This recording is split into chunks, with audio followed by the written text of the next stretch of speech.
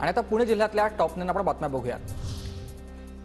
पुणे शहराला पाणीपुरवठा करणाऱ्या खडकवासला धरणात केवळ 55% पाणी साठा। आज कालवा समितीची महत्त्वाची बैठकीत पिण्याच्या पाण्यासाठी अतिरिक्त नियोजन करण्यासाठी चर्चा होणार। पिंपरी चिंचवड शहरात थकबाकीदारांची नावे जाहीर होणार। 1 लाखापेक्षा जास्त थकबाकी असणाऱ्यांची नावे वर्तमानपत्रासह इतर ठिकाणी व्हायरल केली जाणार। पुण्यात स्पीड ब्रेकर दुरुस्तीसाठी विशेष मोहीम राबवली जाणार। वाढत्या अपघातांमुळे पालिकेचा मोठा निर्णय।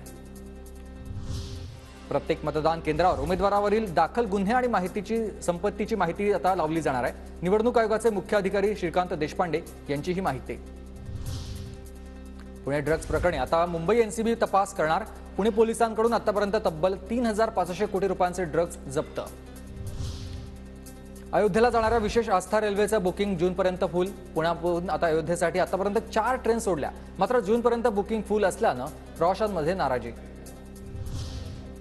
पुण्याच्या बोरमधील किल्ले रोहिडेश्वरावर वाघजाई माता मंदिरात माघी यात्रा उत्साहात साजरी।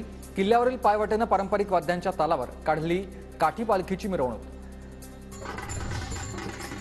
पुण्याच्या शिरूर तालुक्यातील पाबळ इथं ग्रामदैवत भैरवनाथ यात्रेला सुरुवात। यात्रोत्सवानिमित्त मंदिर गाभारा आकर्षक फुलांनी सजवला आहे।